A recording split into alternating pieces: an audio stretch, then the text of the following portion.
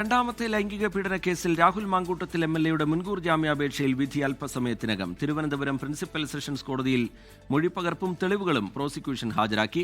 അതേസമയം അതിജീവിതയെ അധിക്ഷേപിച്ച കേസിൽ KPCC general secretary Sandeep വാര്യരുടെ മുൻകൂർ ജാമ്യാപേക്ഷ ഈ മാസം 15-ന് പരിഗണിക്കാൻ മാറ്റി. കേസിലെ 4-ാം പ്രതിയാണ് സന്ദീപ് വാര്യർ. രാഹുൽ മാങ്കൂട്ടത്തിനെതിരായ രണ്ടാമത്തെ ലൈംഗിക പരാതിയിൽ കത്ത് തയ്യാറാക്കിയതിന് പിന്നിൽ ഗൂഢാലോചന ആരോപിച്ച് കെപിസിസി അധ്യക്ഷൻ സണ്ണി ജോസഫ്. കത്തിന് പിന്നിൽ ലീഗൽ ബ്രെയിൻ ഉണ്ട്, മാധ്യമങ്ങൾക്ക് അയച്ചിട്ടാണ് പരാതി തനിക്ക് അയച്ചതെന്നും സണ്ണി ജോസഫ് ആരോപിച്ചു. അതൊരു വെൽ ഡ്രാഫ്റ്റഡ് പെറ്റീഷൻ ആയിരുന്നു കേട്ടോ. അതിൻ്റെ പിന്നിൽ ലീഗൽ ബ്രെയിൻ ഉണ്ടെന്ന് എനിക്കറിയാം. ഞാൻ വായിച്ചു, എൻ്റെ അടുത്ത് അതിൻ്റെ കോപ്പിയുണ്ട്. പേരില്ലെങ്കിലും അഡ്രസ്സ് ഇല്ലെങ്കിലും അതിൻ്റെ ഉദ്ദേശം എനിക്കറിയാം. നിങ്ങൾക്ക് അയച്ചിട്ട് എനിക്ക് അയച്ചത്. അപ്പോൾ മനസ്സിലായല്ലോ, നിങ്ങൾക്ക് അയച്ചിട്ട് എനിക്ക് അയച്ചത്. എങ്ങനെയാ ധരിക്കാം? എന്തായാലും കൈമാറിയില്ലോ. കൈമാറിയില്ലാന്ന് പരാതിയില്ലല്ലോ.